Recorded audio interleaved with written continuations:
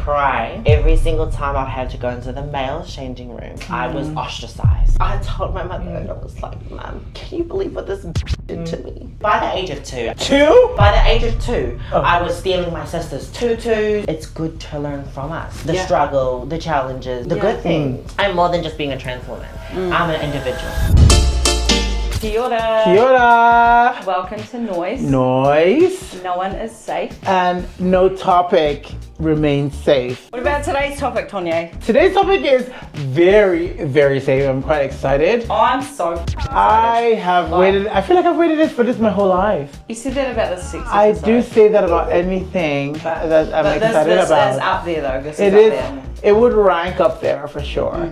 Levi is our special guest on this episode, and we are so excited to have you here, girl. Do you want to just give the audience a little bit of a about you? Kia ora koutou. My name is Levi. I hail from the Otorohanga. I'm from Otorohanga. My marae is Kahatia. I also got some roots in Tainui as well as King Country and a little bit up north around about like Ngāti Apakara. So my name is Levi Manawhanui. Very proud in my name. We are so excited. Scorpio baby. Scorpio. Yeah, Scorpio. Stop Well, Pinch, not pinch. a Taurus. Pinch. But I know. It's so special to us that you have actually come into the studio because you are so relevant to our topic today. And it's a beauty to have a beauty in our studio. 100. Thank you. And our topic obliged to be here. Girl. And our topic today, and the reason why we have the beautiful, gorgeous princess, diva, Keep going. Keep going. you know, modest diva. Why we stop there? Oh, we stopped because I was like, the modest was the part where we stopped. It's because we're talking about, our topic today is transformations. And the reason we talk about this is because Levi is one of our trans queens. And obviously our trans friends and family have been part of our society for such a long time. Not just here in Aotearoa, but in the world. And they continue to have struggles. Struggles especially with being accepted, being understood. Even not just by the world, but by the queer community, which I am strongly a part of. Each story of every trans person is different, just the same way as each story about every queer person is different. And I think it's just really important to shed light on all of those different stories, and that just allows everyone to understand the queer journey, especially the trans journey, a little bit different. Understand and accept. And accept it, exactly. So that's what we are, that's our topic today. So yeah, welcome along. We just want to say a quick thank you to our sponsors, TUI Medical. Said it before, I'll say it again. You need a GP, log on, go in, sign up. So www.tuimedical.co.nz. Jog on in. Don't worry, come to me. I work there too. Yeah. I'll process your enrollment. You're in good hands. Quite quickly as well. Processing time of 4 to 5 days. Oh, damn!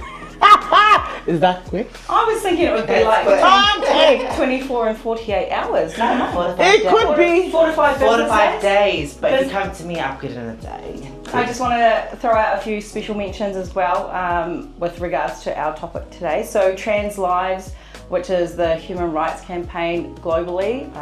Log on, check them out. They do a lot of good things within this world of ours. Also Rainbow Youth, which is a New Zealand organisation. Inside Out NZ, Gender Minorities Aotearoa, and Te Whatu Ora Transgender Services right here in the Waikato up at the DHB. Yes. So what was your journey like to get to where you are in terms of, you know, transitioning, and what talk to us? All right, okay. Talk to them. Kia ora koutou katoa. Starting off on my journey, or my story is, I was born and raised in Chandler. And that's where my life journey started out as. My mum was a very strong Māori independent woman. Kia ora koutou katoa. Yes, Mama. I was fortunate to have a very open-minded mother who was very supportive, and I had a very supportive atmosphere. Now, that means a fucking lot. Yeah, it does. So I know my privilege, and I know that's not the same for others. A lot, for many. It's not the reality. Yeah. It's not the reality for a lot of other individuals in any community. They might not always have the best upbringing. In my case, I was very privileged and very fortunate to have a mother who was very understanding and very open-minded. Yeah. She would shelter all the outside societal perspectives that others would have on me. So ever since day dot, I have always been feminine. My baby. Here's the thing, it's not quite talked about within Māori culture for anything that is not the norm, that whether it be gay, bisexual, anything LGBTQ+. So at the time of my upbringing, it was known about. It was, fortunately in my era, there was already people out in existence that presented, executed that they gave that presence. So it was nothing that was not aware, and it was nothing new, but it was just very hush hush at the time. And so from a Māori family perspective, a lot of whānau did kind of say to my mother, it's just a phase.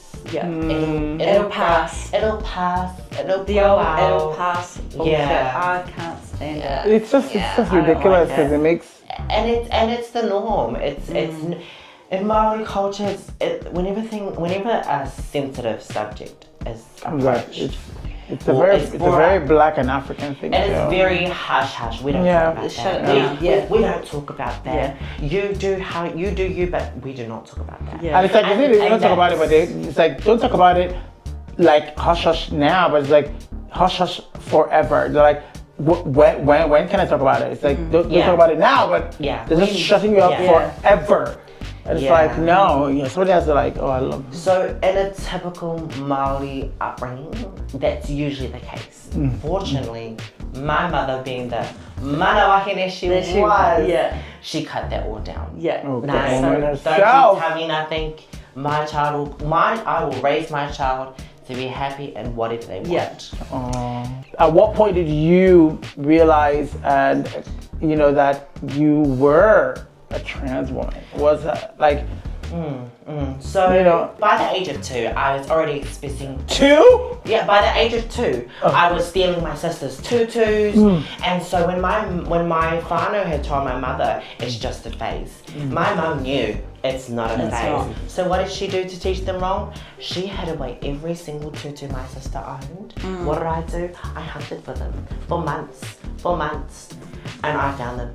That's awesome. I found them and I wore them, and I said, "Mum, look, I found them." She said she threw them out, but I found them. So she didn't really.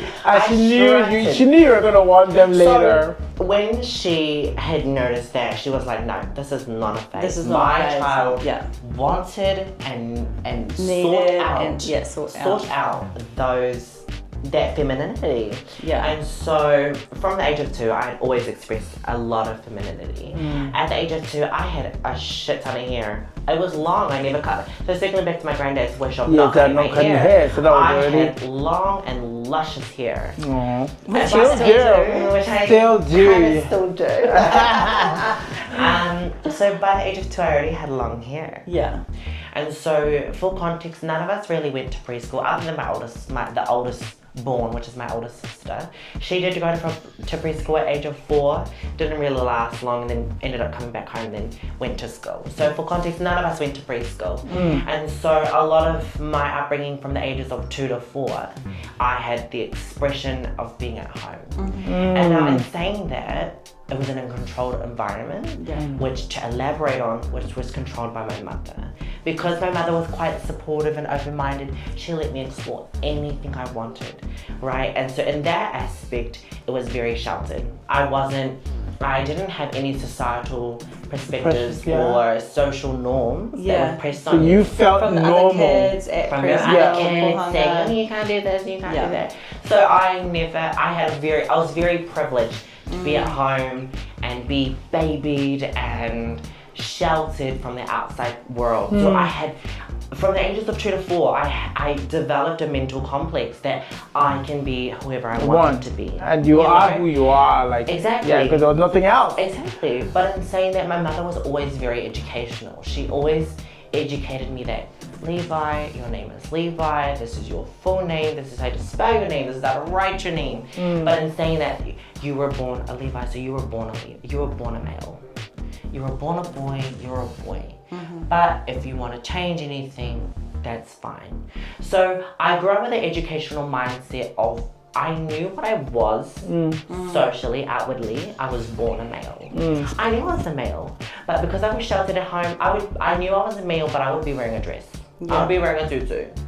Now, at the stages of 5, when I went to school, and you hit primary, that social aspect with other kids. Yeah. How was that? Yeah, so that was the first hurdle. I remember I actually remember this. My first day at school, I went to Tiamatu Primary, which was it's a little bit more context. Tiamatu is quite a country town. It's not quite open to other Outside the norm. things that are not the norm. Yeah. So, you're the farming, the Yeah. oikyo, all of those. So for me, it was almost like I am a completely You're different. I'm Yeah, different. this, like, This who is is the this? first time I It would have been ever like if felt I walked into that school. They're They're like, who is this chocolate It was muffin? quite a privileged school. I'm Oh, not was gonna it? lie. It was a high decile school. It was very privileged. Let's just say that. So I went to that school, and that was the first time and situation I had ever encountered where I was considered different and other.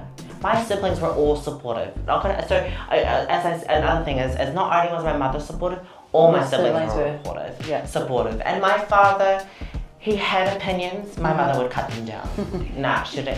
That's it. And he probably came around after Strong a while. one. What did he come around? Like, as in Now, accepted? Yeah, like. nowadays, I wouldn't know. Oh, you wouldn't I know. wouldn't know. Girl, neither would I. We'll get to that. So I was very privileged, and at school, first challenge was actually I ran into the classroom, so excited. Everything's colourful. Primary study, it's colourful. You cater things. This is like my dream. I've been waiting for this. Easily digestible for children. So I remember there was this dress-up closet. Oh yeah. With all the dresses, all the princess It's called the costume closet for theater. Yeah, that. It's for when you guys are going on stage. It's like, this is my room now. She's just like, yes. This is mine now. This is what I'm saying. No, well, every class had one. Every class? It was that privilege of a school. Oh, wow. That privilege of a primary. Kewamutu. Oh, by year 6, they had iPads for every child. Oh, wow. That's how you know what generation this is. It was a privileged school. We had a notebook. No, it was a 3B1. We got a crayon in mine. very privileged school. So every class had a costume Closet. like treasure chest. Treasure chest, yeah. So I remember the first day I ran over, Mum, look, they've got all these pretty dresses. And there's me in my uniform, wearing a male's uniform and shorts, not a skirt, a shorts. Yeah. And I'm trying to get into this dress, I'm trying to get changed.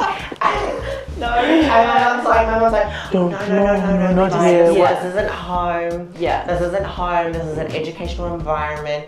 Be smart about your decisions. Yeah. Think before you act. Yeah.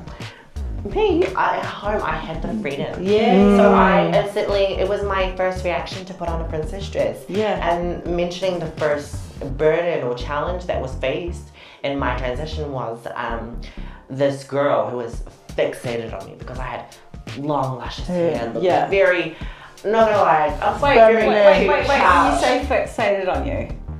fixated on me as in Wanted to be your friend. Yeah, I wanted to be my So friend. like, there was something different about you. I've always been a loud, proud, confident type of Person. person. Yeah. So as soon as not to brag, but as soon as I enter a room, my presence It is drives, fine. yes, it drew them. It It's would. felt, people. It's It fucking felt. would. As you know, Yeah. that feeling, you chose the word. Yeah. It was fixated. It was because I don't know what it was, but she just was fixated on Yeah, it. exactly. So my presence is known. So as soon as I had entered this room of this classroom, coming from my sheltered upbringing, my first instinct was like, oh, I'm gonna get changed into a dress because I feel so uncomfortable. Yeah. But this girl who was fixated on me knew, like, she's seen the shorts.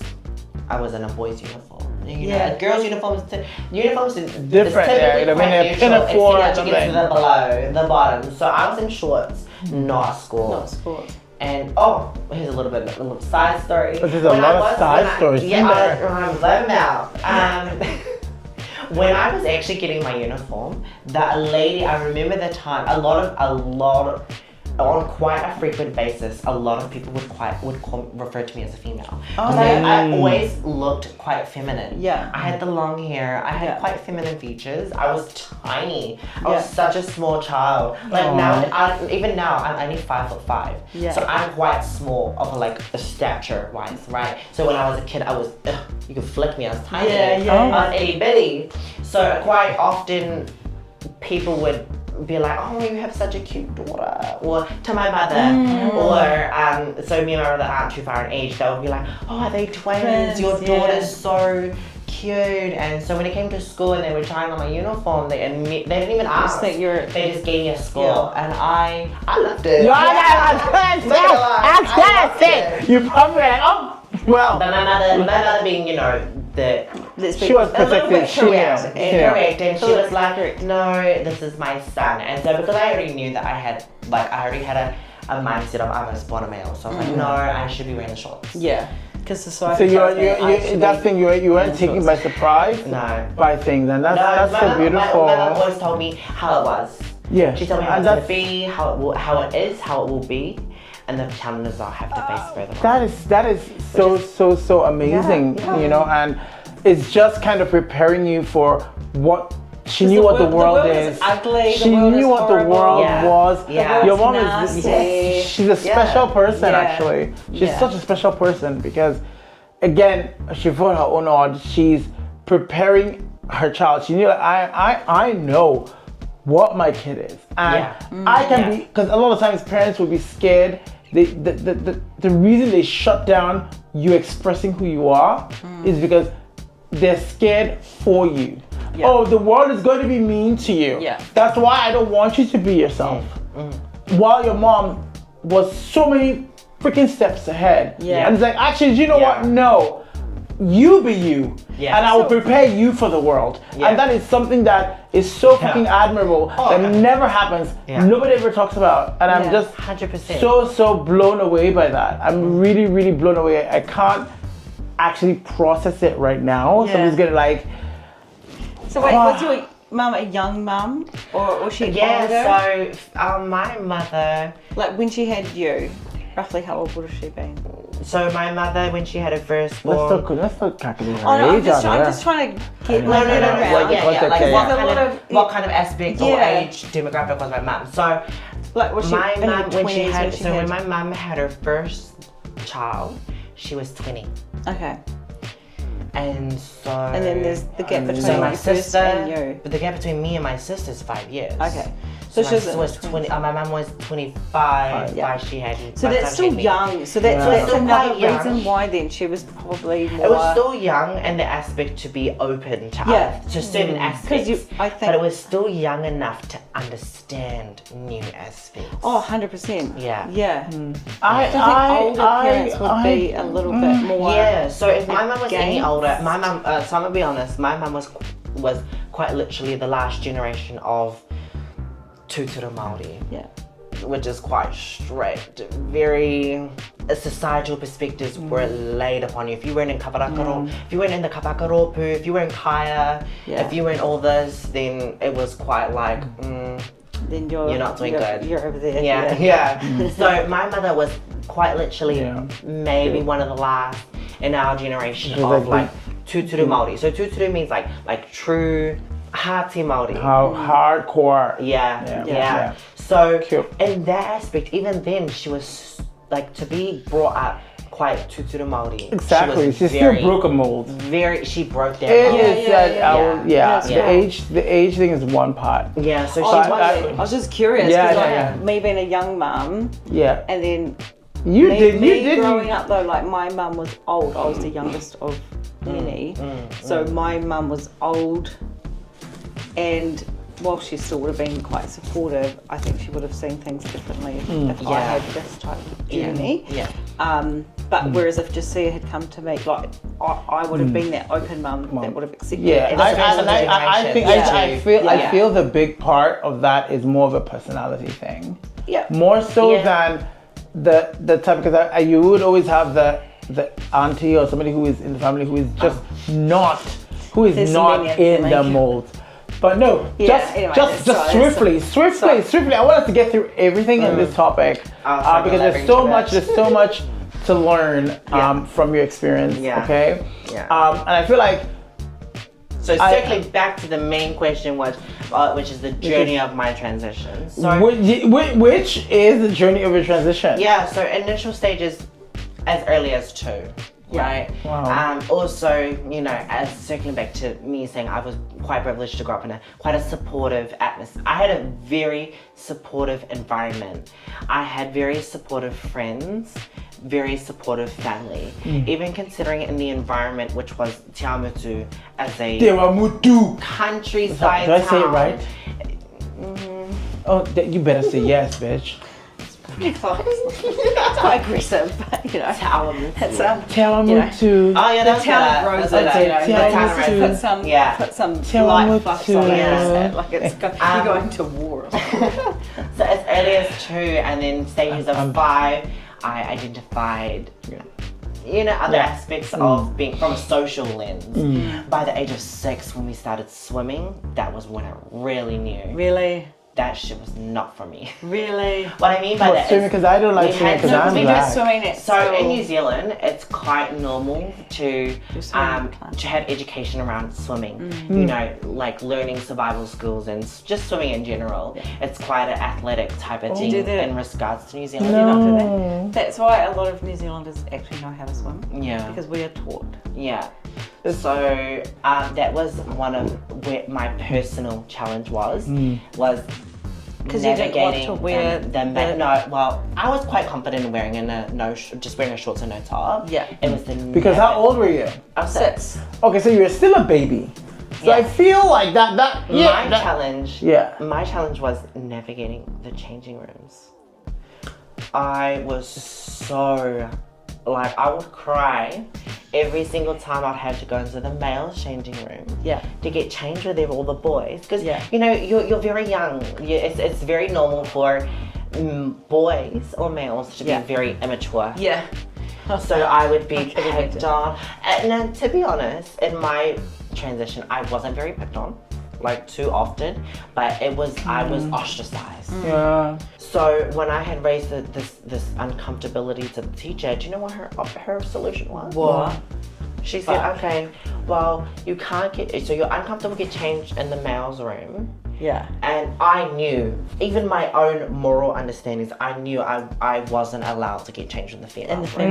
Yeah. Because I was brought up. I'm not that, but give me an option. What option do I have? And that is not boys and girls are to be separate.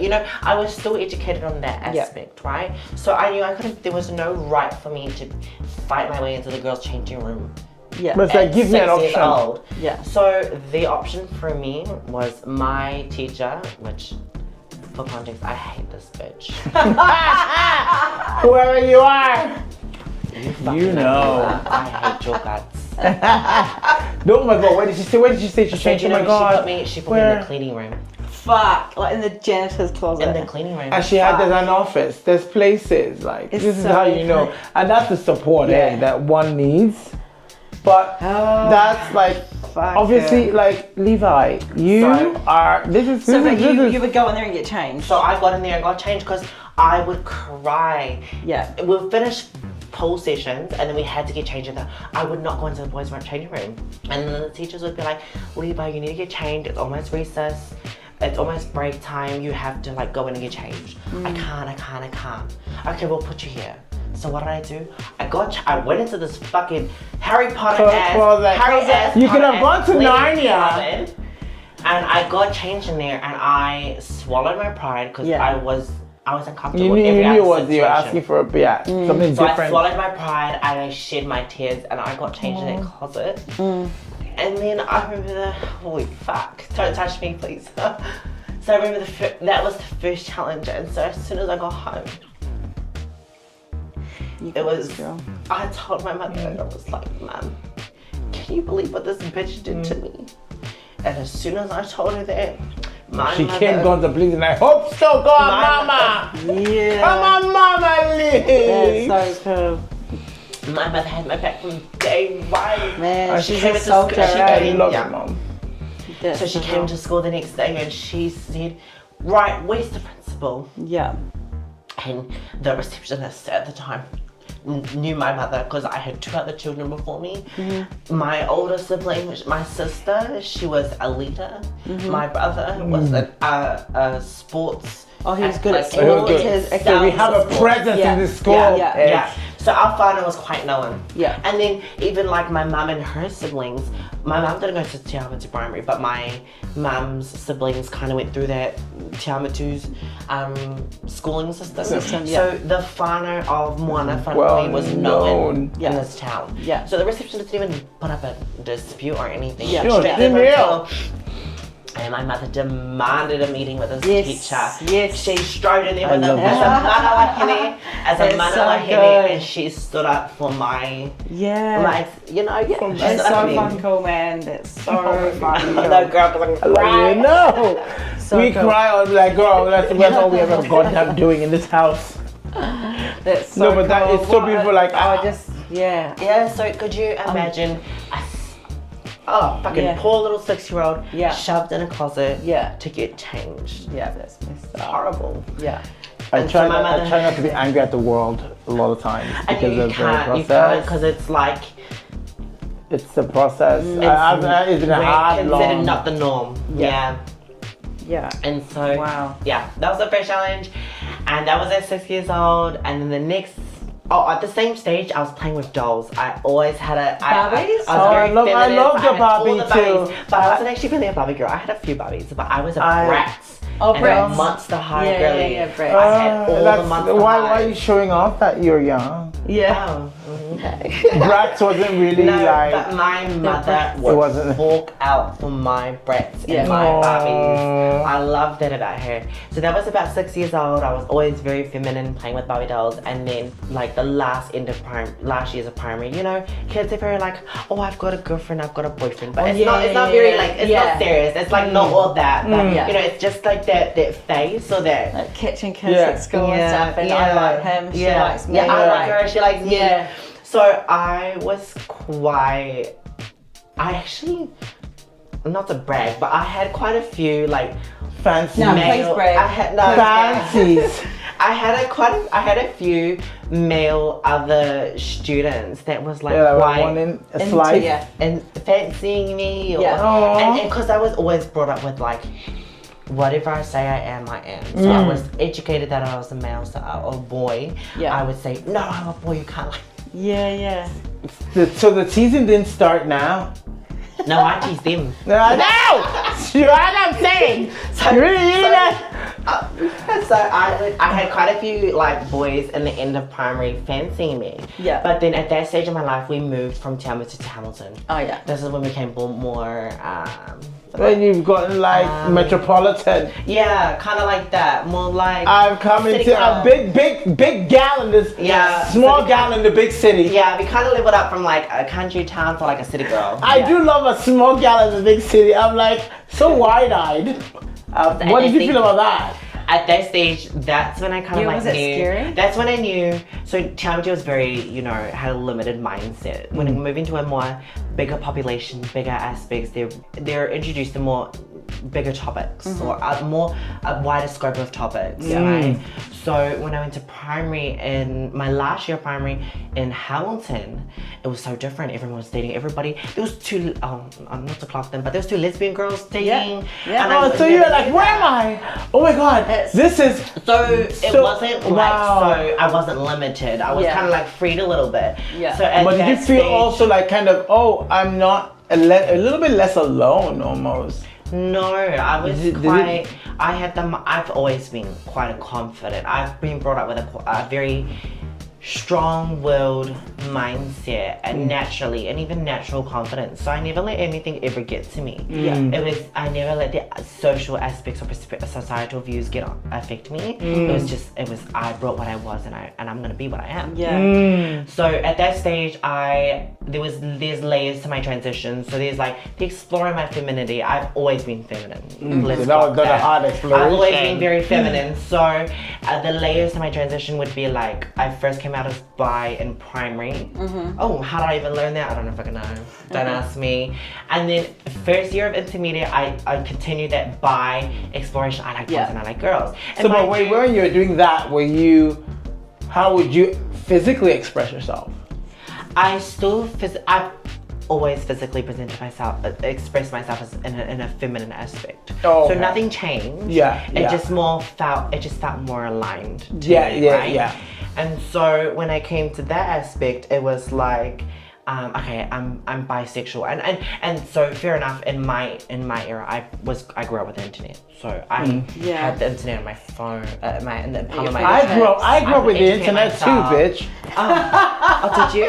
Yes. Was it your era? I bet ya! Don't fucking smack it, bitch! You know I grew up with the internet as well. What do you think I had? The abacus? Encyclopedia. You think I was the encyclopedia? Well, I thought the phone came out when you were Bitch! clubbing. I self-educated and I read up on a lot of things, and I knew I identified with bisexual, and then leading into intermediate year 7 and 8, year 7 mainly, I further explored that females are not for me. Gross. Give it to me, just to like match myself with a female. Oh yeah, high five, guys. You would also be like, I forget I'm in this. Gross. Oh no. no, but you know, it's not that terrible an abyss to go down. It was. If you want to get lost. This bitch is lying. It was. That shit was a nightmare. No, didn't explore it much. Found out what I really was and was like, no, I'm gay. So then that was the next layer of my transition. I identified as a gay male. Right. So that was leading into year 8, and then further exploring that, I'm like, year 8, I'm gay male. Da da da. And then going into college, I went to a college with Mufti. I went to Mufti College, no uniform. So this was a full expression. And so it didn't take me long. So year 8, year 8, I was identified as a gay male. Year 9, I wore whatever I had in my closet, which was everything and anything.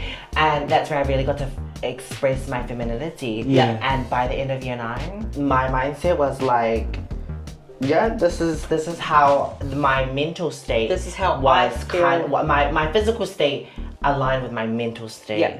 And then from there, it was so like, cool. It wasn't a sudden like, this is finally me moment. It was an alignment for me. So go. Oh my God, baby. So wait, so what age is that then? If you're that was 12. 12, yeah. Yes, that's so cool. That's a so really young. That's a really like a little bit of my coming out. Moment, I had called my mum to a side and I had the conversation with coming out conversation with her. She was very accepting. Always has been, always will be. In that aspect though, I felt really little. I felt quite little. It was because you were saying it out loud. I was like, it wasn't a realization. It was just to say what I've always been felt out loud.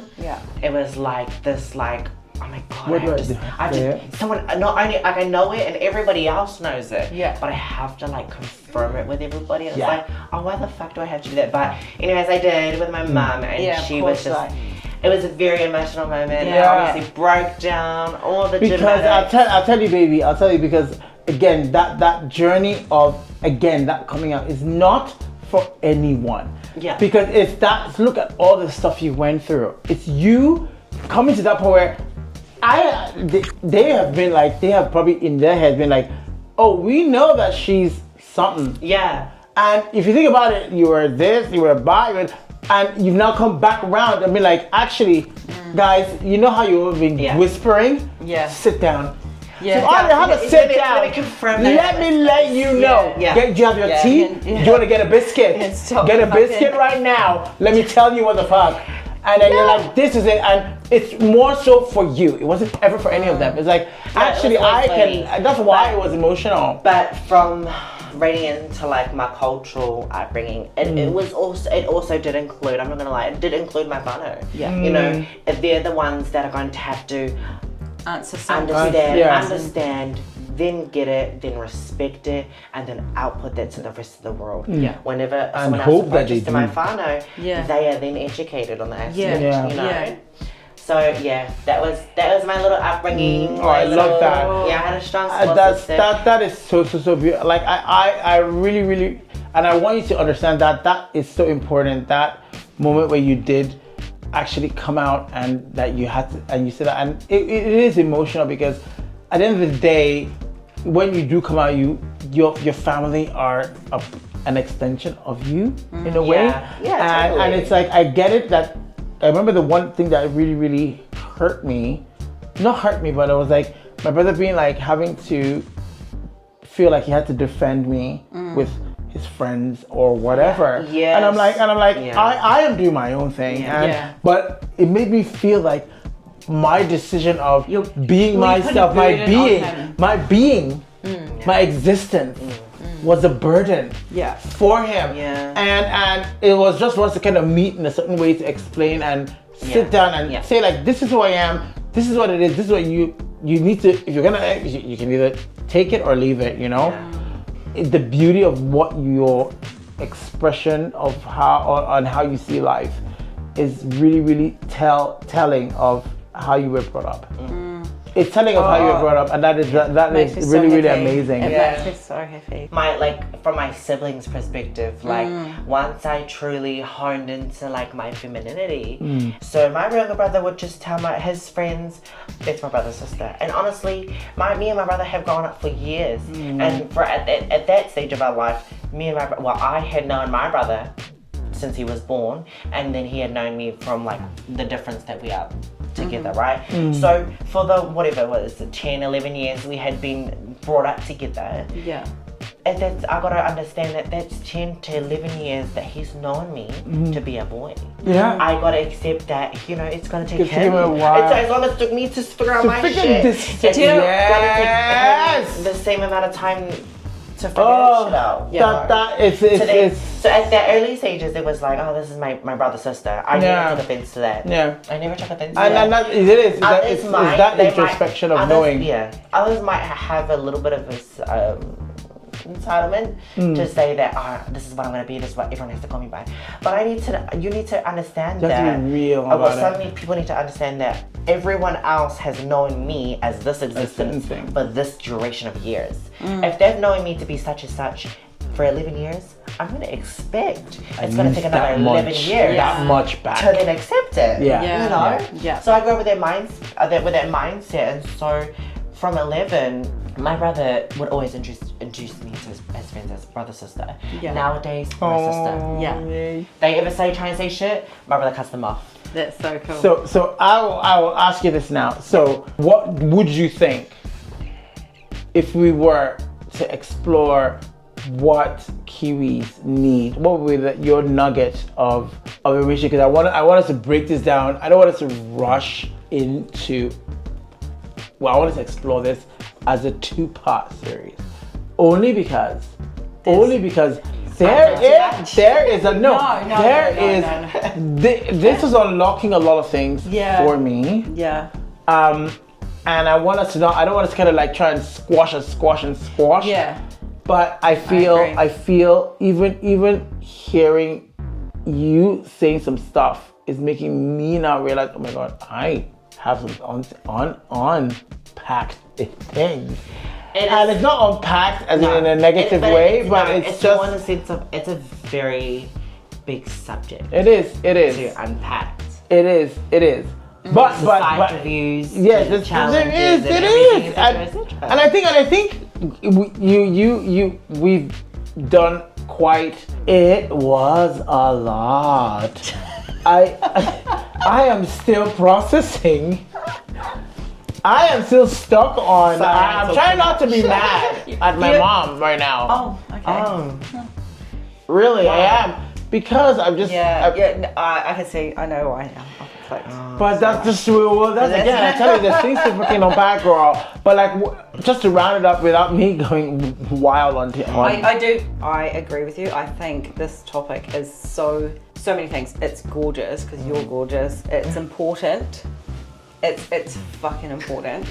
For me personally, I don't know enough about it, and I even said to Tonye today, I said, I'm a little bit nervous almost because I want to know, but I've never had the opportunity to ask the questions and be, so I think it's important, and this is the platform that I was talking about, where we shouldn't rush it. That's the thing. Because I don't want to cut your story short because it's gorgeous. Your story is absolutely amazing. And that's the thing in regards to this topic is a lot of education around, trans or trans identity or trans social is there is a big idea that within the trans community that we hold for outside perspectives, which could be in your case, right?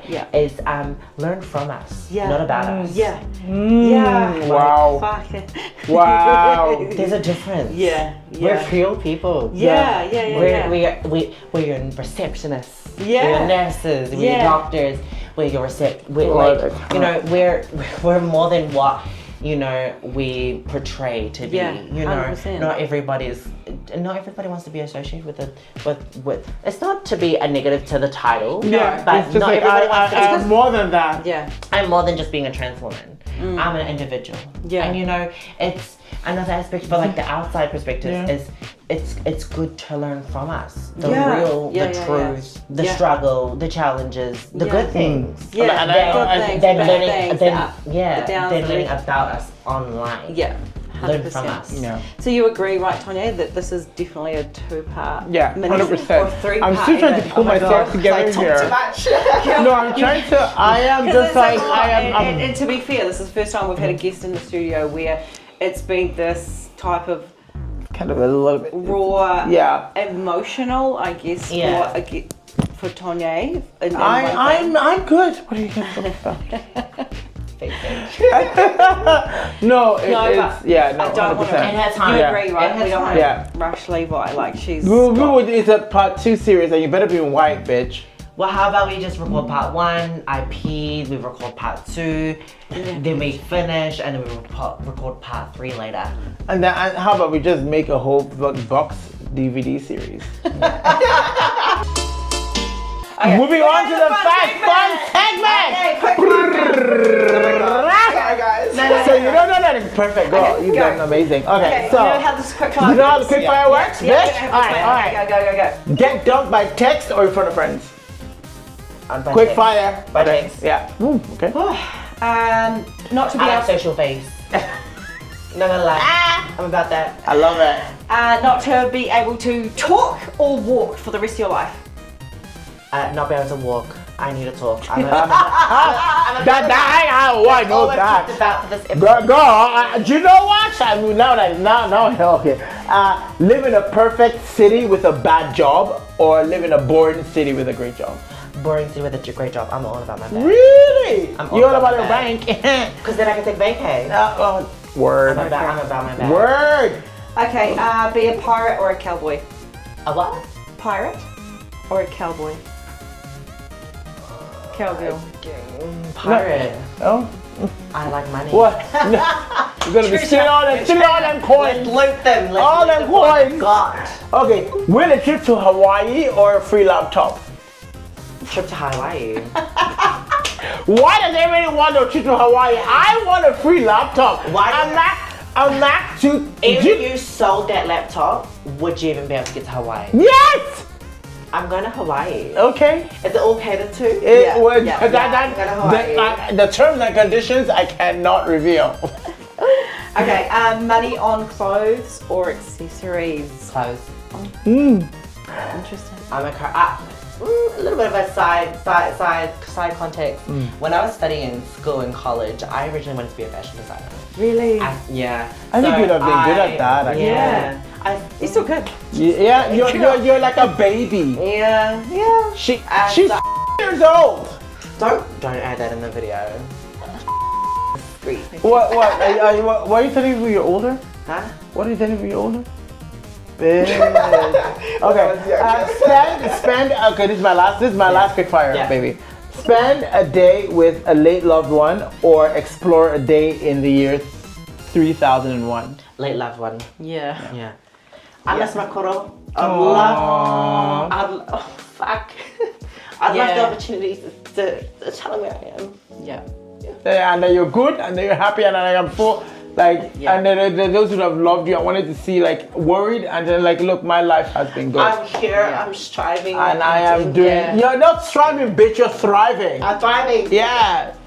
So cool. Well, thank you so much for Thank you, joining baby, for us joining today. us. So stoked to cut out all the have crying. No, all the cries. so stoked to have you and your nails. I know. I can count. I'm barely in the picture with the nails. Look at my nails. We want to thank you again for joining us. If you've got Thank any questions, like we said you. before, we're going to split this up into parts. Yeah. We don't know whether it's going to be 2, 3, I think we'll be able to fit into 2. Yeah. Yeah. It's The so journey it's- is a lot. It's a long it's a journey. lot. The journey is a lot. Gonna cover years and years, almost Yeah. a decade. Yeah. Yeah. But yeah, thanks again, Levi. I really appreciate you being in the studio with us Love today. you. I'd love to be here today. Don't forget to subscribe. Subscribe, guys, and we'll put the links to follow Levi and ask any questions. We'll slide you into her DMs, but she has a man, so don't slide that way. No sliding. Fuck that. Yeah. I'll see you next time. Peace. Ciao. Yay.